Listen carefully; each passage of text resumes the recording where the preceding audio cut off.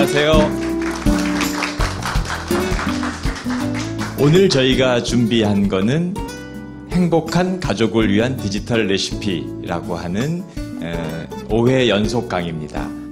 우리 아이들이 스마트폰을 쓰고 인터넷을 쓰게 되면서 편리한 것도 많아졌지만 부모님들의 걱정도 많아졌습니다. 부모와 자식 간에 새로운 사실은 고민거리가 생겼습니다. 그래서 준비했습니다. 행복한 가족을 위한 디지털 레시피 행가래. 가족의 행복을 요리하는 레시피를 공개합니다. 네, 반갑습니다. 안녕하세요. 김북년입니다. 오늘 제가 드릴 말씀이 우리 아이들의 이 스마트폰이나 온라인 게임이나 아이들이 가지고 있는 SNS나 이런 거에 대한 고민을 저와 함께 나누는 시간이라고 생각하시면 되겠습니다. 청소년, 그들을 이해하기 위한 키워드. 우리 아이들을 나타내는 몇 가지 이제 키워드들을 제가 잠깐 말씀드리려고 하는데, 여기 아이들 입고 있는 옷이 뭔지 아시죠? 이게 굉장히 한때 유행했었습니다. 여기 보시면 맨 뒤에 있는 학생들은 전부 이걸 입었죠. 그러니까 이제 이게 어떤 특정 그룹의 아이들이 입는다는 걸 좀 알 수가 있는 그런 사진인데, 이 당시에 이제 좀 반에서 힘께나 쓰는 애들, 그리고 서열이 좀 높은 애들은 다 공유했었죠. 그렇죠? 그래서 그게 왜 그럴까? 그럼 우리 청소년들이 각자가 사실은 자기 주장이 강해지는 때고 독립심이 강해지는 때고, 그렇게 부모님하고는 자유를 위한 투쟁을 외치고 사는 애들인데, 왜 자기들끼리는 이렇게 동질감 또는 서로에 대한 구속, 또래 관계의 압력 속에서 금방 순응하고 살까? 한마디로 얘기하면 왜 내 말은 안 듣는데 친구 말은 듣냐 이겁니다. 한마디로. 억울하시죠, 그렇죠? 근데 이제 한 발 더 나가서요, 우리가 아이들과의 공감과 소통을 점점 어렵게 하는 것 중에 하나가 더 있어요. 또 하나의 키워드인데, 요거 한번 좀 해석해 보시겠습니까? 야, 지금 김천 앞에서 애들이 웬 찐찐버거 때리는 거 봤냐? 친구가 대답하기를, 알아. 안여대 주제에 노페 입고 설쳤다며. 지금 김밥 천국 앞에서 애들이 웬 찌질이 애들 때리는 거 봤니? 안경 쓰고 여드름 많은 돼지 주제에 노스 땡땡이 옷 입고 설쳤다면서? 이렇게 해석하셨나요? 부모님들한테 물어봤어요. 이 연구를 하신 언어학자들이. 그때 70% 이상의 부모님들이, 야, 지금 경북 김천역 앞에 애들이 햄버거 먹는 거 봤니? 이렇게 해석했다는 거예요. 근데 찐찐버거는 사실 햄버거가 아니라요, 찐따, 찌질이, 버러지, 거지 같은 녀석의 약자입니다. 굉장히 다른 아이를 무시하는 말이에요. 전혀 다른 용도로 쓰는 거죠. 그러니까 이게 언어적 소통이 어려운 거가 지금 사실 문제입니다. 그래서 우리가 두 번째 키워드는 청소년들이 쓰는 은어, 약어, 줄임말, 이게 소통을 가로막고 있어요. 그러니까 실제로 이런 걸 해결하기 위해서 청소년 은어 사전을 편찬해서 그걸 온라인상에서 여러분 어머님들 쓰실 수 있습니다. 저도 가끔 들어와서 찾아보거든요. 중학생 아드님이나 고등학생 따님이, 제가 아까 내 욕을 하고 나간 거구나 하는 걸 알 수 있게 됩니다. 청소년들의 하위 문화, 그 특징은? 자, 그래서 우리가 이런 거를 서브컬처란 말을 씁니다. 하위 문화. 그러니까 어떤 특정한 사회에서 특정 그룹이나 또는 특정 세대나 어떤 특정한 지역이나 그런 분들만의 공유 문화를 우리가 하위 문화라고 하는데, 분명히 우리 청소년들은 하위 문화가 존재합니다. 중요한 건 그 하위 문화의 연결성, 강도, 이런 것이 어른들의 하위 문화도 훨씬 강합니다. 어른들은 사실은 비슷한 옷이나 비슷한 그런 화장이나 이런 걸 하시더라도 자기의 개성에 따라서 쉽게 바꾸고, 그걸 친구나 동료나 또는 선배나 후배가 뭐라 그러지 않잖아요. 그냥 바뀌었네 이러고 그냥 지나가잖아요. 근데 우리 청소년들은 그 그룹 내에서 옷이나 머리 모양이나 이런 걸 바꾸게 되면 배신자, 이렇게 배척당하기 쉽습니다.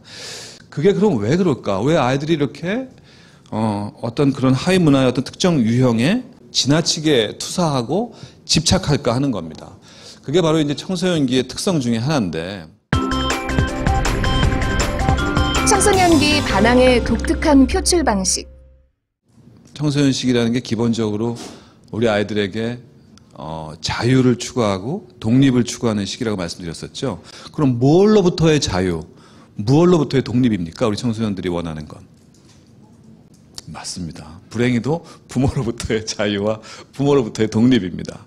그러니까 이제 항상 독립투쟁하는 우리 아이와 압제 정권인 저희가 이제 싸우게 되는 거죠. 어쩔 수가 없어요. 그러다 보니까 기본적으로 아이의 입장에선 자유와 독립투쟁이지만 기성세대, 부모 세대 입장에서는 그게 뭐가 되죠? 맞습니다. 반항이 됩니다. 반항이 되고 어떤 의미에서는 엄마에 대한 배신이 되고 이렇게 되는 거죠. 그래서 우리 아이들이 갖고 있는 이런 반항은 어떻게 보면 이 아이들의 타고난 그 시기에 발달 과제를 이루려고 하는 기본적 속성이에요. 그렇기 때문에 우리는 그걸 반항으로 보기 때문에 아이랑 자꾸 부딪히지만 아이의 입장으로 조금만 돌아가서 보면 그건 자유와 독립을 위한 노력이라는 걸 우리가 알 수가 있게 되고, 사실은 우리가 우리 입장에 서 있다가 아이 입장으로 딱 바꾸는 순간 달라 보이는 겁니다. 그 행동과 그 아이의 말들이. 그래서 우리 어머님들은 우리 아이들 같이 한 면만을 보는 것이 아니라 양쪽 면을 볼 수 있어야 됩니다. 그러니까 반항 때문에 생기는 갈등적 측면도 그 이면에 숨어 있는 아이가 가지고 있는 욕구와 자유로움에 대한 의지를 볼 수 있어야 됩니다. 그러면 그때부터 소통이 시작되는 거죠. 그래서 우리 청소년기 때 우리 이런 반항적 행동들이 대부분은 어떤 형태로 처음에 나타나면 부정적으로 나타납니다. 내가 자유롭게 공부 열심히 하겠어요, 엄마. 날 건드리지 마세요. 그럼 너무 좋죠, 우리는. 진짜야? 박수 쳐주잖아요. 그런 자유라면. 근데 불행히도 그렇게 시작하질 않아요. 대부분의 자유와 독립의 투쟁은 우리가 거놓은 금지라고 하는 선을 넘어가는 것부터 시작합니다. 교칙, 학칙, 가정 내의 규칙, 우리 집안의 문화적 규칙, 이런 것들을 어디까지 내가 깰 수 있는가부터 시작을 합니다. 기성의 권위와 기성의 질서에 대한 반항부터 시작합니다. 왜? 그게 불합리해 보이는 첫 번째 모습이니까요. 근데 그 시기만 계속되면 끝없는 갈등만 일어나죠. 그렇죠? 근데 그렇진 않아요, 다행히. 청소년기가 중기를 넘어가서 후기쯤 들어가면, 그럼 청소년기 중기가 언제고 후기가 언제냐? 초기는 중학교 1학년부터 중학교 3학년까지, 중기는 중학교 3학년부터 고등학교 2학년까지, 말기는 그 후 대학교 2학년까지입니다. 중기 후반, 말기 초반이 되면 드디어 우리가 기대하는 긍정적 자유와 독립에 대한 의지가 나타납니다. 그때부터는 자기가 사회적인 역할을 어떻게 할 건가, 어떤 직업을 선택할 건가, 내가 어떤 걸, 내 취향은 뭘 좋아하니까 엄마 거기에 대해서 나 신경 쓰게 하지 말아주세요. 내가 열심히 할게요, 대신. 이런 말들을 할 수 있게 되는 거죠.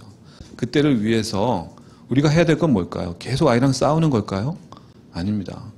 소통하면서 그 아이가 정말 뭘 좋아하는지 또 뭘 잘하는지를 우리가 알아야 돼요.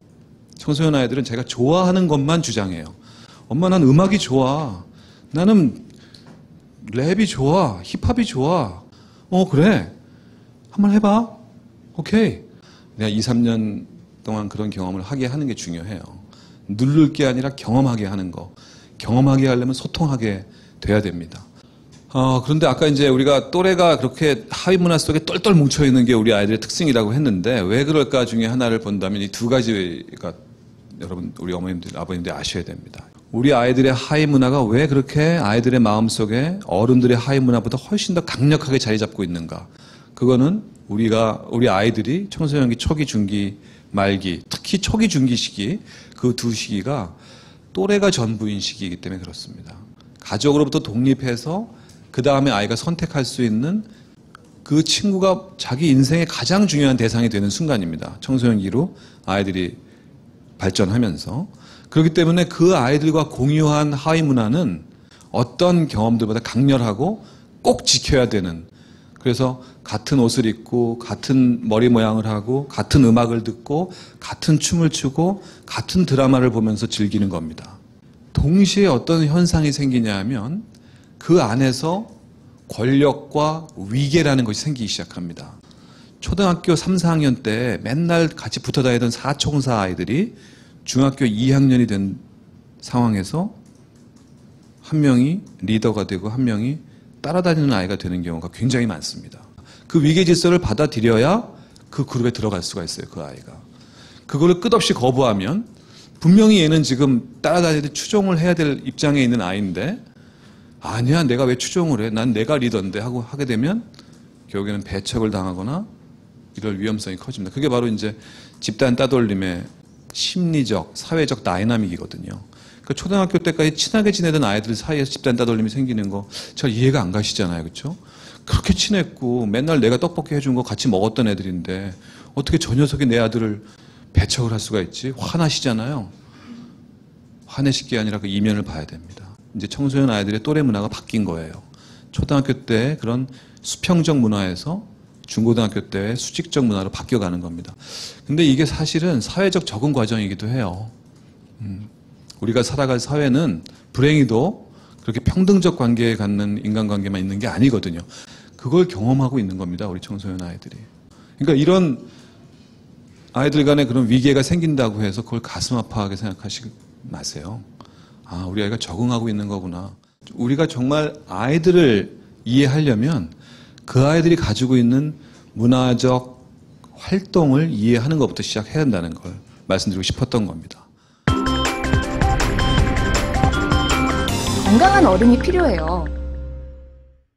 그런데 제가 드리고 싶은 또 하나의 중요한 말씀은 우리 아이들하고 소통을 해야 되는 중요한 이유 중에 하나가 아까 말씀드린 우리 아이들이 한쪽 면만 보기 때문에 반대쪽, 옆쪽, 앞쪽을 못 보니까 다양한 상황들을 이해하지 못하므로 그거를 건강한 어른이 소통하는 것이 꼭 필요하다는 겁니다. 그러니까 아이들의 극단적인 그런 하위 문화가 계속 극단화되는 것을 막기 위해서는 건강한 어른이 소통하면 많은 부분을 균형 잡힌 하위 문화로 바꿔줄 수가 있습니다. 한 명의 어른이 그게 담임교사가 됐던 체육 선생님이 됐던 아빠가 됐던 누가 됐던 한 명의 건강한 어른이 그 청소년 그룹과 건강하게 소통할 수 있으면 절대로 그 청소년 그룹은 극단적으로 치닫지 않습니다. 굉장히 중요한 부분입니다. 그래서 우리 자신이 그런 어른이 되자는 거예요. 제 말씀은요. 바로 우리가 그런 건강한 어른이 돼서 우리 청소년 아이들의 소통을 도와주고 극단으로 치닫지 않도록 균형 잡힌 시각을 주자는 겁니다. 청소년기 특별한 뇌발달의 특징. 제가 오늘 말씀드리는 이 아이들의 뇌발달, 특히 청소년기 뇌발달에 관한 내용들은 슬라이드 한 장이 연구 논문 한 150개쯤 된다고 생각하시면 됩니다. 그만큼 최근 뉴로사이언스, 뇌과학에서 핵심 주제 중에 하나가 청소년기의 뇌발달입니다. 청소년기에 도대체 어떤 변화가 있길래 이 아이들이 이렇게 충동적인, 공격적인, 통제가 잘 되지 않는 중독 위험성이 높은, 심지어는 자살 위험성까지 높거든요. 우리 청소년기 아이들의 뇌발달의 특징 뭐냐? 과잉생산, 가시치기, 그 두 단어입니다. 근데 과잉생산? 이건 무슨 뜻일까? 우리 인간 뇌의 특성인데 우리 인간의 뇌는 필요한 만큼 딱 만들어서 딱 쓰고 버리는 게 아닙니다. 일단 필요한 것보다 한 2배쯤 많이 만들어요. 그 다음에 환경에 노출시킵니다.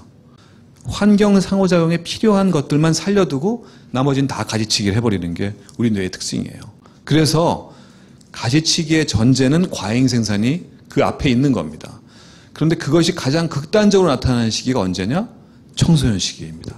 특히 이 청소년 시기에는 사용하지 않는 네트워크들이 많이 사라지는 시기입니다. 그래서 사실은 중요하다고 볼 수 있습니다.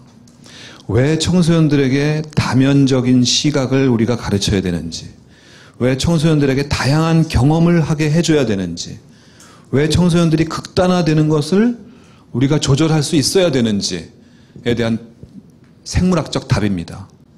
경험하지 않은 건 사라지는 시기이다. 어디서? 실제 뇌에서요. 그냥 개념적인 게 아닙니다. 이거는 동물 실험, 침팬치 연구, 뇌 영상 연구 한 300여 편의 연구들을 통해서 증명이 됐습니다. 그럼 뇌는 왜 그렇게 작동하는 걸까요? 왜냐하면 말이에요. 뇌가 정보 처리할 수 있는 한계가 있기 때문에 그래요. 우리 뇌가 정보 처리를 무한대 할 수 있으면 이런 짓을 안 할 거예요. 다 살려둘 겁니다. 근데 불행히도 우리 뇌가 우리가 경험하는 이런 감각적 정보, 생각, 감정, 여러 가지 직관들, 신체에서 또 올라오는 여러 가지 내부 장기의 경험들, 이런 걸 다 통합해서 분석하고 해석해야 되는데 그걸 관리할 만한 능력이 제한되어 있어요. 그러다 보니까 효율적으로 쓰지 않으면 엉뚱한 판단, 엉뚱한 직관, 잘못된 논리, 부정적 감정들에 휩싸이는 문제가 생깁니다. 그걸 막기 위해서 그 사람이 어떤 경험하는지를 뇌가 매일매일 모니터링합니다. 아, 이 사람은 주로 책을 많이 읽는구나. 오케이. 책을 통해서 정보를 습득하는 게 이 사람 특징이구나. 살려놔야 돼. 아, 이 사람은 책 전혀 안 읽고 맨날 볼만 차네. 오케이, 볼 차는 거 살려줄게. 이런 식이라는 거예요. 프린시플이. 우리 아이들이 온라인 게임에 집착하는 거에 대한 적절한 통제와 균형 감각을 심어줘야 되는 이유 아시겠죠, 이제? 실제로 게임 과몰입 상태에 있는 아이들과 게임 경험이 없는 아이들을 비교해 보면요. 아까 말씀드린 시지각 정보를 처리하는 속도와 관련된 뇌나 운동 조절 능력, 정보 통합 능력의 뇌가 훨씬 더 발달해 있어요. 대신에 주의 집중, 정서 공감, 사회성 발달 이런 거에 대한 뇌는 위축되어 있습니다. 자, 그래서 청소년기 때 그렇게 이제 확 가지치기가 일어나는 때예요. 효율화를 기할 수 있는 굉장히 중요한 때입니다. 그래서 청소년기를 어떻게 보내느냐에 따라서 그 사람이 어떤 성인이 되는가 하는 과정을 사실 청소년기의 그 아이의 경험들을 통해서 충분히 예측 가능한 부분이 많습니다. 그래서 우리가 이 청소년기 때 필요 없는 부분들이 이렇게 마구 잘려나가다 보니까 불안정한 뇌의 상태에 빠질 수밖에 없습니다. 뇌의 전두엽은 어떤 역할을 하는 곳일까요? 상황에 대한 통찰력, 부정적 정서를 조절할 수 있는 능력, 충동 조절, 결과, 자기가 하는 행동의 결과를 미리 예측하는 능력. 그거를 하는 게 전두엽인데 이 전두엽의 부위들의 역동적 변화가 바로 청소년기 때 일어난다. 아, 숨막혀. 끼어있는 청소년들. 그런데 이 역동적 변화가 일어나는 하필 그 시기에 우리 청소년 아이들은 몸이 확 달라져요, 문제는. 몸이 달라지는 거 한번 그래프로 그려봤어요. 이거는 내분비 연구를 통해서 나온 결과고 인간 휴먼 데이터인데 보세요. 이게 나이고요. 이쪽이 남성 호르몬 레벨이에요. 10대 초반까지는요. 불과 그냥 5 정도 됩니다. 5. 보세요. 근데 10대 초반 중반이 지나가면 갑자기 24가 돼요. 기울기를 보세요. 기울기. 이거 올라갈 만한 기울기입니까? 이게 지금? 우리 아이들은 이거 적응하고 있는 중이에요, 지금요. 이러한 신체적 성장의 급격한 변화를 감당해야 되는 시기에 하필이면 정서 조절, 충동 조절, 주의력 조절과 관련된 중추가 다이나믹하게 변하니 우리 아이 입장이 어떤 상태가 될까요? 조절 능력은 떨어져 있고요. 한마디로 얘기하면 전두엽의 기능적 저하가 옵니다. 일시적으로 오는 거예요. 그런 가지치기가 왕성하게 일어나는 동안에. 근데 그게 완성이 돼서 이제 어른 수준까지 완성이 되면 효율화가 좋아지기 때문에 충동 조절, 감정 조절, 사회적 적응, 결과에 대한 예측 능력이 굉장히 좋아집니다. 그게 바로 고등학생 때예요. 고등학생 때. 그러니까 우리 고등학교 때 우리 아이들은 훨씬 더 좀 나아져요. 특히 고등학교 한 2학년, 3학년쯤 되면 조절 능력이 상당히 생깁니다. 반면에 문제는 이런 밑에서 치고 올라오는 신체적인 변화뿐만 아니라 감정적인 예민성이 크게 증가되기 때문에 계속 조절을 해야 되는 자극들이 올라와요. 그러니까 양쪽에 끼어 있는 상태처럼 보입니다. 제가 볼 때 우리 청소년들은. 계속해서 올라오는 신체적 욕구들, 성욕, 공격성, 분노, 이런 부정적 감정들과 성적 욕망들, 신체적 욕망들이 굉장히 강해지고요. 예민해지고 동시에.